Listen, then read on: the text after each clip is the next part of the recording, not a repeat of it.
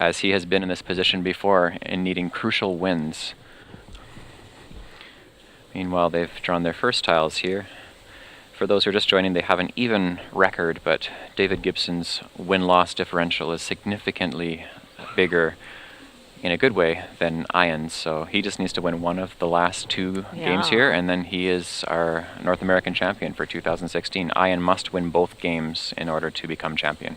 I'll give you an idea of what happened in the rest of the division.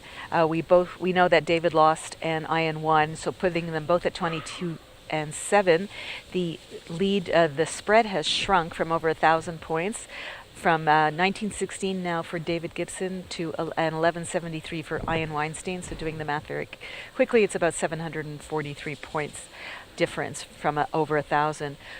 Joel Sherman, who was in 4th place, I believe, played. I'm trying to see who he played. He didn't play Mac Meller. Mac Meller lost with a score of 407 to 502. And Joel Sherman won with a score of 394 to 342. So they flip-flop places, and Joel Sherman is now in 3rd place. It would be impossible for Joel actually to come in first or second. In first place.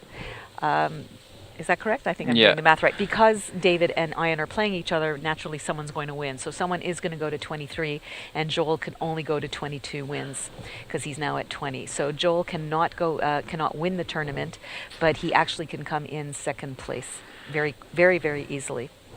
And Mac Miller is in 4th place with a spread of 1,195 to Joel's 917. So we have some very, very, very exciting games coming up for you guys. So Ian has changed 7 tiles, and it's just gone to something else very bad as well. He's got 7 consonants now, as opposed to the W plus 6 vowels. Either way, it's pretty bad. And this is an example of the Q without U rule. He traded a U, and of course he got the Q after that. Something that we joke about disparagingly. Yeah. All right. So Tav is a very, as you know, very defensive play. Doesn't allow for, oh my goodness. So Raj and Tav already makes an interesting situation here. You need an A for Raja or an S for Tavs to open up the board here. In Collins, I believe Tava is good. Tava is good in Collins, yes. So that would have made life a little bit easier. So David Gibson is going for the balanced rack. Unfortunately, he has absolutely nowhere to play other than an 8, either to the T or to the R, because he doesn't have that A and he doesn't have an S. And David Gibson has drawn a blank to add to his already strong rack. Should be interesting to see what he chooses. Well, he has delayed or. And Leotard, but I doubt he'll play that because of the E being slotted into the double-double lane. Although a D is a little bit harder to bingo through, but well, Leotard scores slightly more, right? And Oldster as well. I think it's probably, well, we'll see. Oldster gives 2 double-double lines, though. It does. So I think we're going to see delayed or Leotard. I think Leotard is the right play. Leotard leaves the E in the double-double line, and I guess it depends on how offensive you feel in this case. Do something. I mean, he's got to open regardless, so. He could just keep passing until he gets the ideal lane, but I don't think that's going to happen. He could. Ian's probably going to have to change here. There's really like nothing he can play. I'm not sure why he's wasting time on it. Yeah, there we go. All gone. This classic cruelty from David Gibson in closing the board up. Without doing a big iteration, the first suggestion from Quackle was just to get rid of the Q because the other tiles are so synchronous. I don't think that was the right play. Okay. And Path, no, you're not allowed to flip the table, but at this point in time, I would be thinking thoughts like that because it's not the best start for Ian, who needs to win both of these last several games. Now remember, that's exactly what I was about to say. Remember that, there you go. Dave is in the bird cage, driver's seat. He only has to do is win the one game. You can see how excited we are. At least I am. And then I'm screwing up the words here. Okay, he's decided to play delayed or. I personally would have liked Leotard just because it's a few more points. This is certainly a more defensive play in the sense that it leaves D and, well, actually maybe not, because the R is in the double-double line. Saying, So you know, and leotard is puts the D on the triple letter. So anyway, there, you know, if somebody does, you know, a full day analysis, I'm sure they can come up with the exquisite points as to why one is better than the other. Oh, aborted.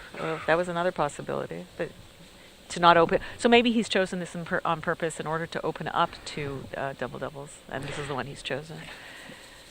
Delator creates beautiful board symmetry so far here. Although, you know, it kind of looks like a middle finger right now, which is probably what Ian wants to give him. Yeah, argue fire is all I can think of without even thinking. It looks like a middle finger. Thank you. Thank you for that imagery. It does. It also could be a gymnast. But they are all down in Rio competing at the Olympics. Anybody right now. watch that last night? I did. Apparently there's no other team in the world competing at the Olympics in gymnastics than the United States. Nonetheless, they are the best in the world for the women anyway. So it was delightful to watch them for sure. There's also some rivalry there. We don't always see the intensity between players on camera. Some of the friendlier or less friendly rivalries that happen, but Chad Close and Michael Phelps have a rivalry because of their last Olympics, where Michael Phelps got upsetted. But some of you may have seen there was a bit of shenanigans in the semifinals between the two of them. In the back room, eh? Mm-hmm. But Michael Phelps kept his cool. He ended up winning the gold, and Chad actually finished in 4th. So the internet has been merciless to him, actually. Yeah, he just fizzled right at the end. Yeah. Eh? So in this case, though, David Gibson and Ian, they don't have any such aggressive rivalry. They are very good sports, both of them. You know, and obviously we know these guys for years and years, and we love them both, and we'd be delighted if either of them won, and one of them will, it would seem. But David's won it how many times? At least once. But I believe he's won once. Just the once? And that was, I believe, 20 years ago or more. So it's interesting that in half a generation he is very close to winning. Although he was in a really good position to win it against Nigel, and I know that's eating away at him. He has a chance to redeem himself. He was devastated, understandably, for but passing on Northing. He was playing against Nigel Richards, who some of you may know is a legend of our game, probably the best player of all time to have ever played our game. Oh, yeah, easily. So even David, who is a phenomenal player, was feeling the pressure against Nigel that year. Yeah, and Ian's never won it, and he's been slugging away in the trenches all these years, and that's a lovely little play. Jagger scores fairly well for him here. RUI is not the most ideal leave, but he certainly is looking to score and prevent the board from being easily closed. He certainly made the double-double a lot easier for David to hit. The thing with the double-double there is if it were hit by David with the right letters, he's just blowing the board, well, not wide open, but he's creating opportunities for the board to open, and then playing to the right of Jagger, that's going to open it as well. So Ian, meanwhile, is drawing got honed garbage. On her to the triple. There we go. Yeah, so he's going to open with honed.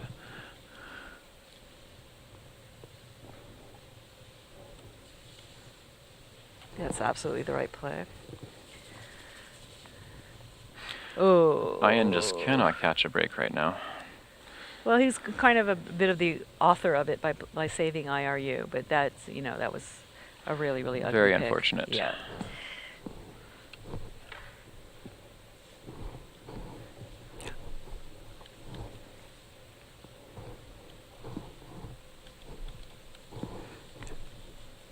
Now he can play, one thing for people out there when you're studying Scrabble, we definitely study racks that have multiple vowels and multiple repeating vowels.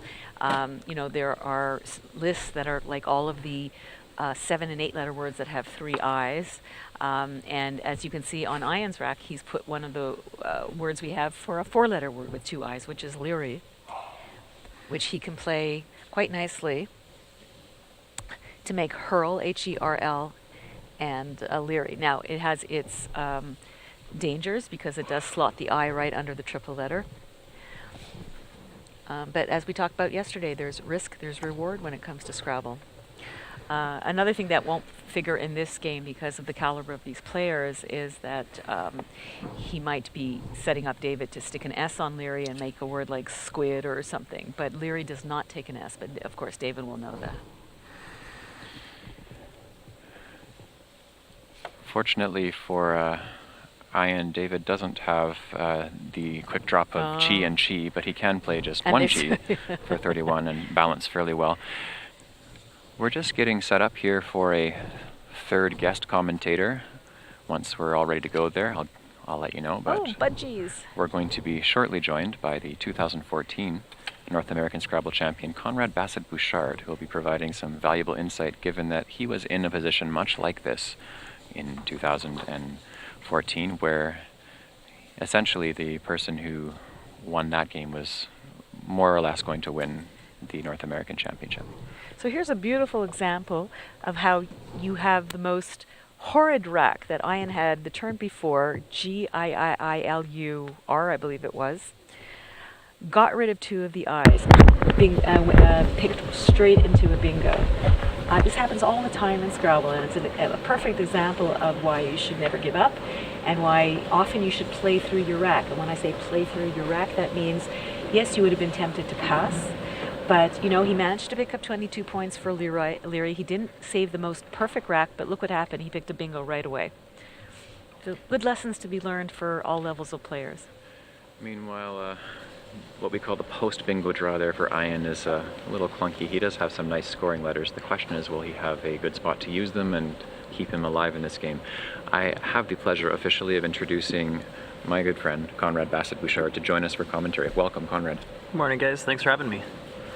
So, Conrad, you have been in a position a lot like this before you won your North American Championship. Can you talk about what's going through their heads right now as they are in the penultimate round? For both players, it's a must-win situation for Ian, and for David, it really feels like a must-win situation because to have to play, one game for all of the marbles just creates even more pressure.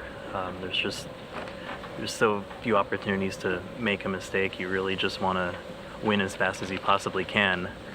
I didn't have that luxury. I had one game to play and kind of hope I made the best play as much as I could, so I can really empathize with how both of them must feel right now. So David Gibson has Nota lined up on his rack here as one potential playing option. Probably considering that inside of Dab. No, he's going to play it, I think, by Nor. Oh, that's right, yeah, to block the line there, that is even better. TE works in this book as well, the blocker. Yeah, David wants to block as many lanes as he can, as fast as he can. The nice thing with Nota as well is it puts the A above the D instead of an E, so ED words are taken out of the picture here for unloading letters, and that just really works in David Gibson's favor. I'm starting to think that Quackle needs to have a David Gibson mode because the suggestions don't even come close to anything that he plays because of his particular style. And it's beautiful to see. We do have a number of players now who play fairly aggressive, which is certainly not a bad thing in the right context, but learning how to play defense, especially in critical positions and rounds like this, is a valuable skill. And Conrad, I understand you've modeled your game in part after David Gibson. Yeah, I started to find that since so many players played this nice wide open board strategy, I figured there must be a way to try to beat that and beat it consistently. So I looked at people like David who seemed to get consistently very, very high results and looked at what they were doing and tried to take what David was doing and hopefully even improve on it. And I've found that playing a sort of mix of closed boards but knowing how to open the board when necessary has proved to be a very good strategy for succeeding in the game of Scrabble. So Robin, with Ian's turn here, he's down by 60 points and his rack is cabbage, essentially. What do you think he's going to go for here? He seems to have Gnaw lined up as an option, but it's of course a horrific lead. Who are you talking about? Sorry? Ian. Yeah, well, he's in a really, really not good space right now. What he needs to do is open up the board and get rid of all of his bad tiles all at the same time, and that's just not going to happen this turn. He might consider getting, having that U with the V and the W is deadly. He might consider playing XU and dub, which doesn't really do anything good for him. Yeah, that unnecessarily closes up the board, and especially against someone like Gibson, you don't want to do his work for him. You want him to work to close that board. You might want to play Val in the same spot then, and yes, use up all of your vowels, but at least you're opening the board a little bit. There's nothing really good in terms of scoring points. He could play GNAW, G-N-A-W. That will open the board. It will say VU, but it does open the board. I think if you're going to keep a lead that's not quite as balanced and potentially clunky for another turn, Gnaw certainly opens up one more crucial line on the board, because right now there are really only a handful. Of course, if you don't open the board now, if you pass, very likely run the risk of David playing something that will close the board even more. As you can see, he's setting himself up for Ama under Dab, Emu, and Lad. You could see it, right? That doesn't do much for Ian, because 1 doesn't take anything in front of it. So I'm not exactly sure what he's thinking there. He does have, if he's thinking several turns ahead, it seems kind of odd, but he could technically play Un1 and then have an X play next turn, but that seems to be a... I love that play. I'm not sure if that would entirely help, but there goes Ama from David Gibson to clutter up the board even more. One of the benefits to making a play like Gnaw would have forced David's hand. He likes to make sacrifices to shut off the board. It's possible he might have made a sacrifice on, probably not that turn, but on a future turn that might give Ian a chance to get back in it just a little bit more.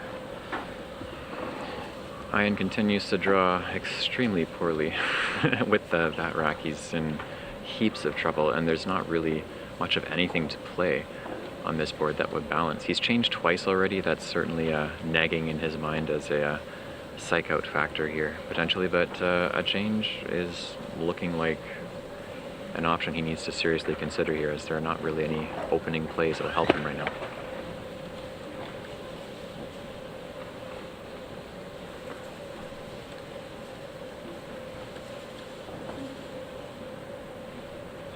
Conrad, if there were to be an exchange on this turn, what would you want to hold on to on Ian's rack? I would be getting rid of all 7 tiles. There's nothing here you can keep. He needs to bingo, and he needs to bingo fast. There's nowhere for the X on this board. So as sad as that might feel, he's gonna have to get rid of it. It's too bad that, Un1 is not quite a option here, because it would be pretty darn cool to set up the X that way and open the board, but there's no world in which we can justify keeping BFG BX. No, and then on top of that, David Gibson would have a play like Clone or Clon the next turn to score decently and take out that X spot. So Ian does the right thing here and changes his letters. He just needs to catch a break fast. Ooh, I don't know if David's going to play it, but he's got one of my favorite words, because you take Conrad and insert an EL in there, and then you have Conelrad to the triple for Yeah, Conelrad is 36. nice.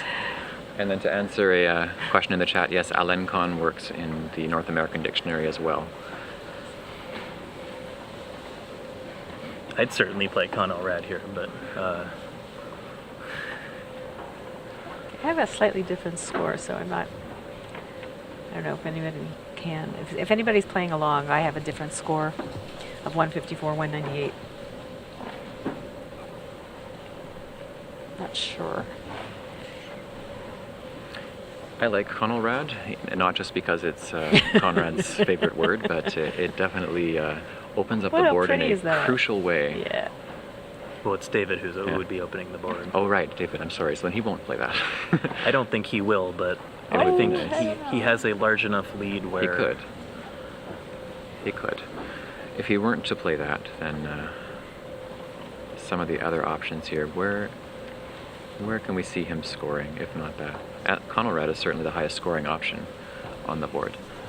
Knowing David, he's probably not going to score very much. He'll probably make a very small play that takes out really the only bingo threat, which would be by the T and the R. The benefit about only having one bingo threat at a time as the person with the lead is that you can always try to negate that bingo threat on each turn, whereas if there's ever two lanes open, you kind of have to make a decision. So with a two-tile play here, oddly enough, you would You would think of the C instinctively, but it actually doesn't really help here. As a play like car or cat opens up the S hook, and that doesn't need to be given away. Oddly enough, net is actually a decent idea to make things difficult. It would still allow for ES words for sevens in that lane, but of course the board would be opened up for Gibson to pounce, assuming that he draws well. We're seeing a beautifully controlled board here so far with, as Conrad said, just the one major lane.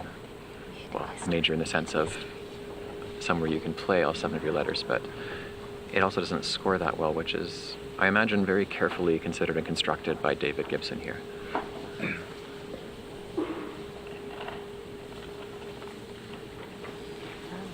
Okay.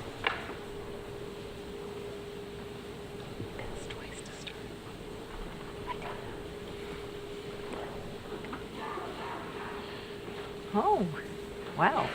Wow. So he goes for Kaner. Wow.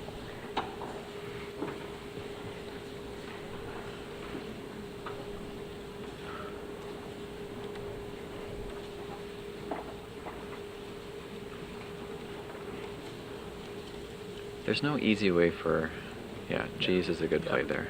There's no easy way for Ian to fork the top of the board after that play, so G's scores well, and he just needs to draw something extremely promising to keep him in the game, like maybe Howitzer or something.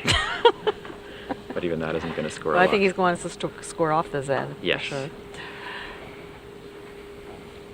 Images of the famed water zooey play Yes. come to mind. Although he already has too many eyes for that. Yeah, not picking what he needs bowsprit. to. Oh my goodness. Well, he had to open the board and score, so that was an absolutely perfect, situation, except for blowing through the better tiles. So Robin, if you were a David Gibson, what would you do right now? Well, let's see. I would have to undo the mess of Kane. I don't understand Kaner at all, but I'm not David Gibson, so I'll ask him afterwards what he was thinking there. He doesn't have an A to block the. I mean, he might just play something like zone. No, I don't think he would do something like that. Ozone. You have to ask yourself, how much do I need to keep scoring and how much do I need to keep blocking? He's not that far ahead, I think he needs to start scoring. Conrad was such a pretty play, really great find. And then Conrad, if you were a David Gibson, what would you do? Well, I think it can be pretty important to stick to your strategy if it's, the way that you like to play. And so I would assume that David's going to try to do something that blocks one of the 2 lanes on the board. I think his thought process with Kaner is that he's really just trying to minimize the things that Ian can do to get back in the game. While I don't necessarily know that was the right way to do it, I might have waited another turn. I think that's what he was thinking, and yeah, I'm not surprised. It looks like he's going to try to play INN parallel to G's, because it effectively blocks both E's. And yeah, a beautifully nasty play to block up the board here. But the trouble with that kind of strategy is that unless you have over a 100-point lead, it really can come back to hurt you. The board really needs to be perfectly closed, or you need to know that you can keep the board closed.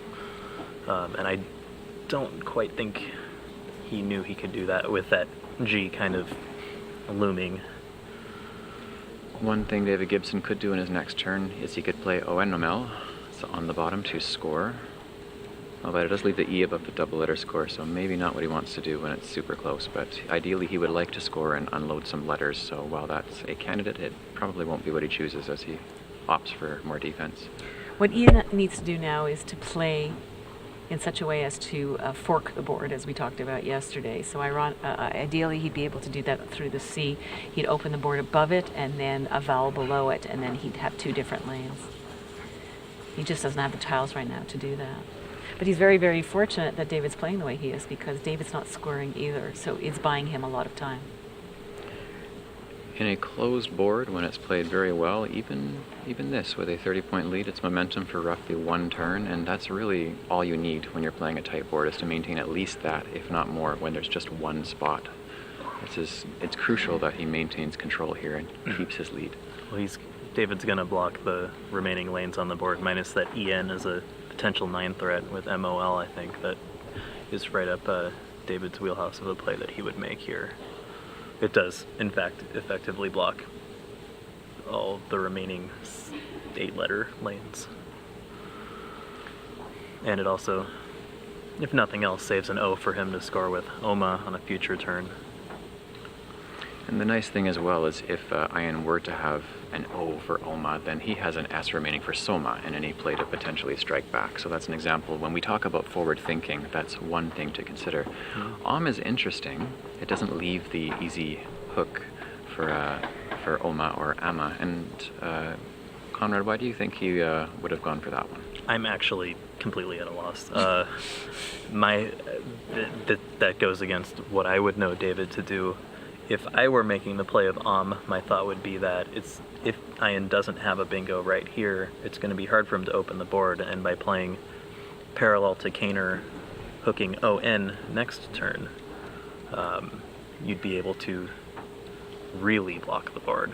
So this is the sort of risk that I think is reasonable to take. It's just not, it's not the sort of risk that David's usually willing to take. This is the sort of play I would want to ask him about after the game and ask why he deviated from his typical strategy. So one possibility is to start playing off that ATE, and bifurate is one way to open up that whole right side of the board and leave the C open as well, and score some points and get rid of the F and B together. He's looking like he's looking at gift and ton, which doesn't do him any favors. Really doesn't do him any favors. Yeah. Bifurate looks pretty good here.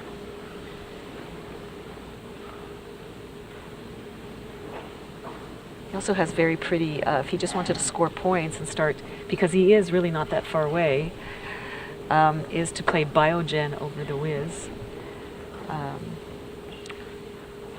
Biogen gives back quite a bit, though. It does. It does. It does. Just looking for ways for him to score. Yeah. No, I think Bifurate's a nice spot there. It's easy to come back on it, but the biggest letter that I can think of offhand with that B in the N1 position would be something like jib or jibs or jibe, but the J's gone already. It would just give him probably back like a 30-point. Yeah, well, I don't know. All right, maybe some nerves, I don't know. I'm guessing he probably missed the play on the right side here. Also, when you play David often enough, you know that when he's been playing these little turns over and over again, not only is he blocking the board, but he's also grooming his rack. And it could be that Ian is thinking, you know what, he's been grooming it long enough and he's going to bingo through that C and I better block it. Oxen's a nice play to keep a balanced lead, continue to score to build.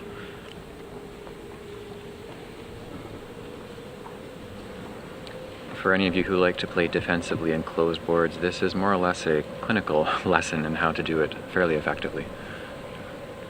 Now there is a bingo with that rack, and I think in this game us discussing bingos will be entirely theoretical. Although I see that David has sleeves on his rack. Is that with through an M he's got bottomry, which would have been very, very pretty.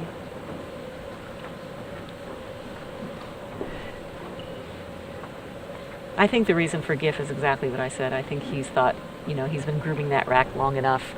I haven't seen that last blank, and it's time to, just score a little bit and prevent him from bingoing. Okay, now we have an A hook that's been created. He doesn't have an A on his rack, but there are two unseen.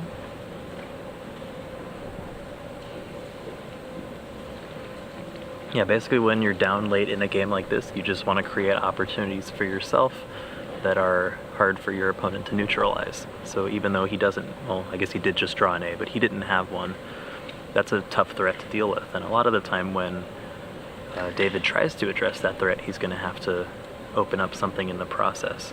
So that's the thinking behind Ian's play there, I believe. Yeah. And in fact, he did draw an A, so... is actually a very nice game for us to have to analyze and for people out there to watch, because you've seen a lot of slugfests and people with incredibly great racks compared to someone with a bad rack, and the games, although they're always interesting, this one really gives you something to chew on and to think about. And I think we're going to be getting down to 0 on the clock in this game, because it's going to be a very tight, unless somebody blows it open with something great, but it's going to be a very much a thinking person's game. So then one option that stands out early for Ian, I feel like for anyone learning strategy, especially when in a position like Ian's, you might be tempted to play Etria and Abate, but that should require some pause and thought before you do that. What would you have to consider in this position before making that play or not making that play? A lot of it would be the game score. You know, if David hypothetically had a bad rack here and decided to trade, Etria would get you within a few points, and then you don't really need a bingo to win anymore. The problem is that Ian really is going to need to bingo to get back in the game. According to Championship Quackle, the best play would be V's, V-E-E-S, and dabs. I haven't done any deep iterations for that one, but that's what's come up. It does create a hypothetical lane for an 8 with E in the third last position, but I think that would get closed up pretty quickly. Jaggers is an interesting idea here. I think he's playing a bit of mind games here with Ian, to be honest, by playing one letter down. I mean, his rack was already good, but Ian's going to be thinking pretty hard about, oh wow, he must have really nice letters, and just grooming his rack again. Yeah. I think part of what David was thinking there is he knows he can't address the bait threat right now, the abate threat, and he's got a time advantage on Ian, so there's really just, it's not the turn that you want to spend a bunch of your time thinking about how you can control the board. It's just best to just take the points and go. So playing off that S, David Gibson's drawn another E.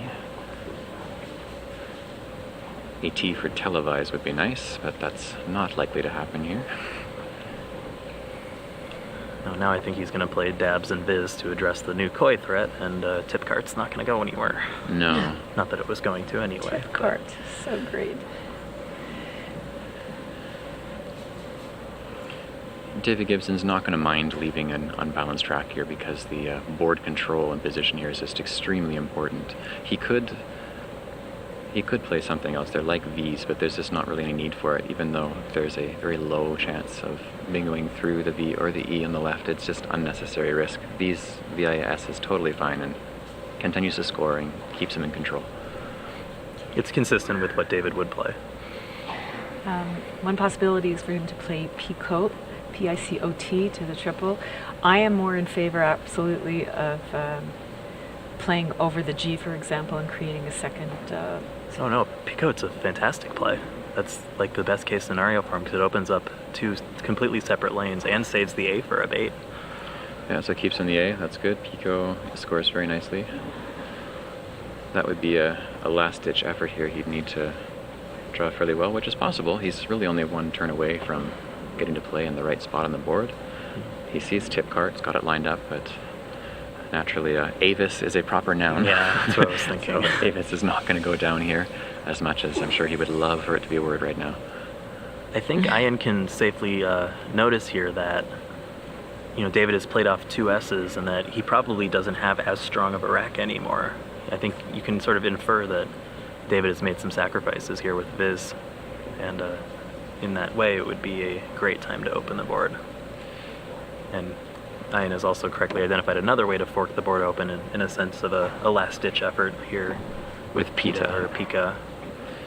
He's debating the merits of keeping 2 T's versus CRT. He knows the C is a blocking tile, so being able to put it in a position that doesn't close the board is a nice That's beautiful. choice. I hope people understand that. If he had played Pita, then David could have played above it very easily and blocked the board. But because nothing goes in front of C, it's very, very difficult to... You can't just block it. You just have to play off the AG in order to do any blocking plays. So now David Gibson doesn't have any easy way to completely shut down the board right now, which is what Ian needed at this crucial point in time. Let's see. Still no second blank. Oh my goodness. I think at this point, David needs to start scoring, and he can score and block one of the lanes with P-E-E-P-U-L here, Yep. which seems like the pretty clear play. We're seeing that in the chat as well. Peephole is a suggestion in there. So that would certainly help groom his rack, use up tiles, which he wants to do, given that he has the lead, and create a little bit more padding. You might say the people want people here. And the people want people. And the nice thing is that no bingo that Ian can play above AG is going to score more than 70 at the absolute most. So even in the worst case scenario, David's not down by very much after people, short of a miracle bingo to abate. People is not a new word. We've seen some word knowledge minor issues with David Gibson on table 1, but people is an older word, so I wouldn't expect him to miss it. I forgot to tell you, I spoke to David after the game, and he wasn't even aware after the game that he had missed Linny's, so my bad for actually bringing it up. That's interesting. So Pluote opens the board up. I think David's nervous, I'm going to be honest. That's an Wow. That's an uncharacteristic play. Yeah. That's not at all his style. It's very surprising. 3 E's, wow. It accomplishes Oh, nothing. Wow. And no blank, wait, one more. A blank would really save what is otherwise a There are tough 5 rack E's on, here. does he have 4 of the 5? Let's He's see 4 that of the tile. 5s, yeah. It's an A. Okay, so Ooh, he's but that's not good for, he's in trouble. then there's OUI left, and one more E, which he already has. Ooh, so we are down to 9 tiles. It 9 should be. tiles. So this is where pre-endgame is extremely important to try and maximize the chance to bingo out late, which is something Ian has done multiple times to save his skin in this tournament. It would be very appropriate if you were to do that here, to force a final game to decide the championship.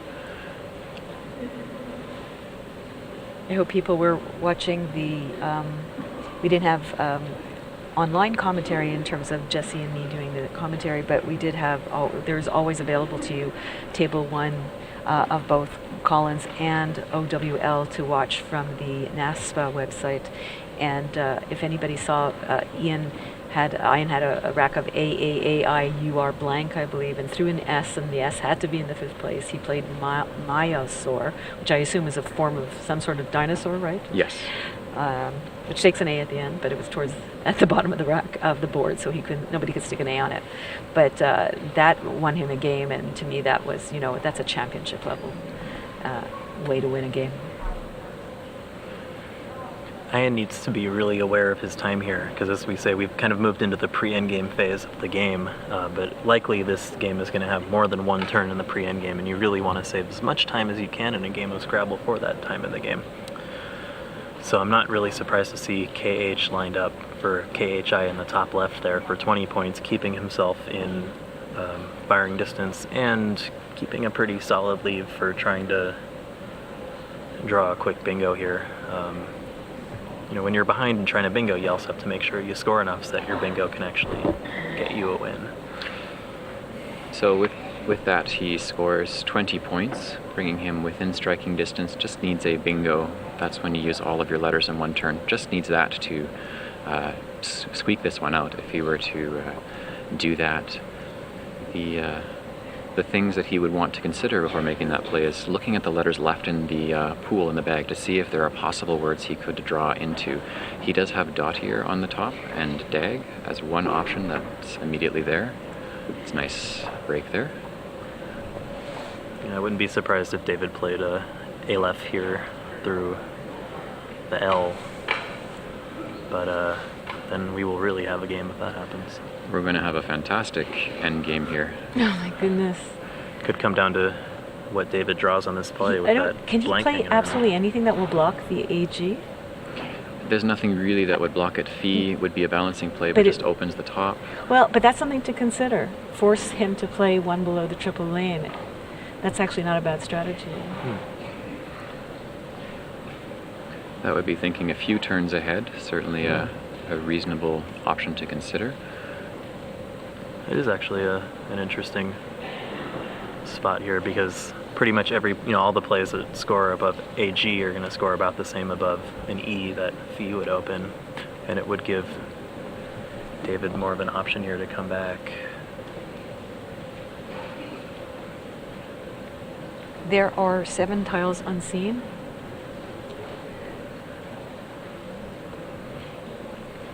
Whatever happens now, the bag will be empty within 2 turns. David's also using a fair bit of time here in the pre-end game to decide what he could possibly draw into, now that he can see that clearly he's not going to shut this board down anymore. And that was actually his own doing, really, by playing Pluote when he did not need to. Yeah, I can feel David's nervousness. I know what it's like. I feel my nervousness. Yeah. He's looking at 2 E's. He's setting himself... Oh, no, he's not setting himself up for an F play. Wow. Well, for a smallish one, but yeah, Doddier's going to go down quickly here, so it might come down to whether or not David draws the blank here. There's an S and a blank. Gibson Deffens has the blank. That's amazing. Yep, Deffens is gonna, or something like that, is gonna win Oh, my the national God. championship. That's a amazing pick there. That is. Well, let's see what he's got, though. He's got Deffens if nothing else. Deffens, right. Oh, my God. So we are looking at a repeat North American champion, and significantly, this is, I believe, 22 years after his last one. Was it 1994? 1994, yeah. So 22 years after winning his first North American championship, he has won again. You know, it's one thing. Joe Edley has won 3 impressive championships, but they were still relatively close together compared to 22 apart. It's a testament to how long David Gibson has played at a phenomenal level. Yeah. I'm looking at what's left in the bag. ILUUY. You could see Ian just had a moment where he saw what was in the bag and he just made a little nod like, okay. He knows. He It's knows over. that he's lost at this point. But you know, there's only the one bingo. That's it. And he's got to find it. And he's got 3.5 minutes to do so. Are you sure that any of his non-bingo plays aren't enough to win? I would think that there must be something you're underneath probably that. right. I mean, just going out with ILUUY. Yeah, you're absolutely right. Yeah, it's just drawing that blank that makes all the difference. And, you know, having been in this position, part of winning nationals is having things go your way at the right time. And that was definitely the right time. That was an example of that. But he still needs to find the word, which we would expect him to do. Well, he's nervous. Yeah, he's really nervous. He might play NEIF, naif. Looks like he's got freeze spelled out underneath IF. I think right now he really just wants to get the game over with. I could feel his heartbeat. Yeah. And the thing is, if he goes to the alphabet, you know, he'll get to it pretty quickly. The D is only the 4th letter. No, I think he's going to play naif. Right, yeah.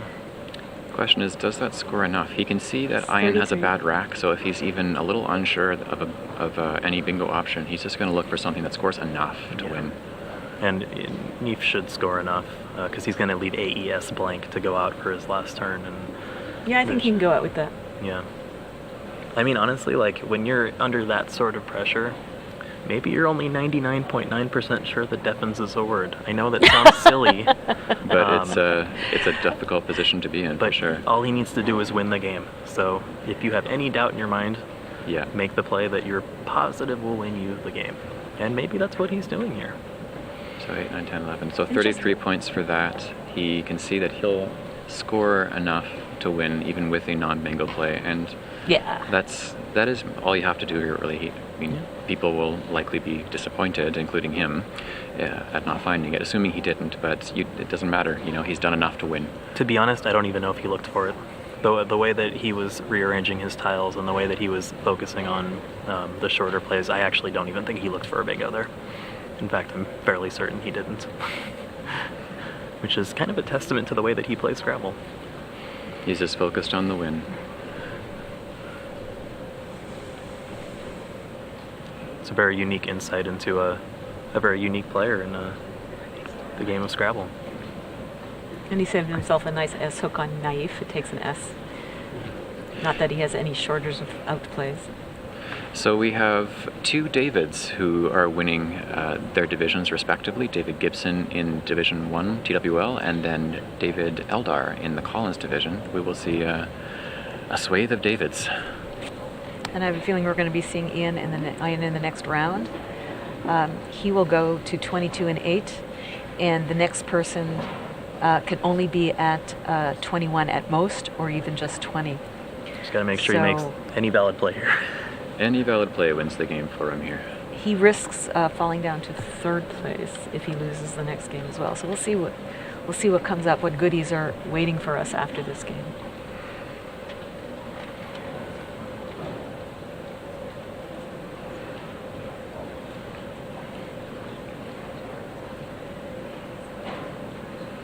And he's just going for a decent scoring play there. He is just going safe, making it an ass. No doubts there whatsoever. And could you feel the oxygen in his lungs? And there we see the traditional shake of the head and after the shake of the hand. And he's just keeping it calm and collected here, but finally gets to relax as he's overcome really a recent demon in losing a championship that by all rights should have been his, and this time around has done what he needs to, played exceptionally well all week to secure the 2016 championship. Yeah.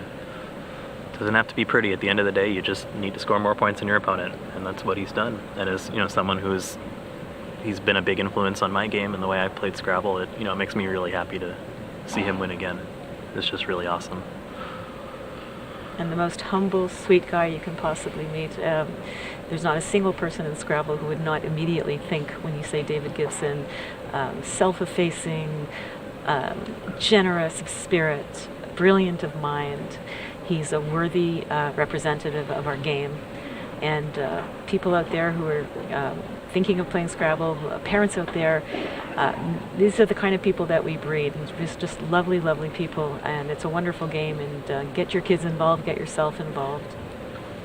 I was just talking to somebody who's a college professor in Boston, and he's slowing down his career, and now he's found a new love of his life, which is Scrabble, and he's got something to do now on weekends and something to look forward to. So it's available to everybody at every level of play.